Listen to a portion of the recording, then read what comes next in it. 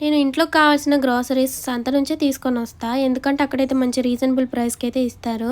మనం బయట కిరాణా షాప్‌లో తీసుకుంటే డబుల్ రేట్ చెప్తారనమాట. సో, నేనైతే ఈ వారం పల్లీలు తీసుకురావడం మర్చిపోయాను. బయట తీసుకొనొస్తే చాలా రేట్ ఉంది వాటికి.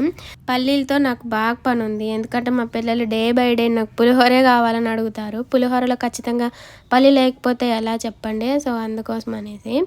ఇక్కడైతే మా పిల్లలు ఇవాళ పులిహోర చేయమంటే చేస్తున్నా.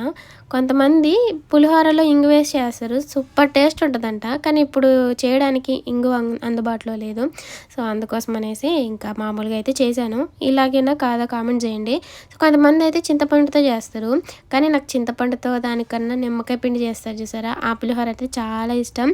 సో, పిల్లలకైతే ఇష్టంగా తింటారు.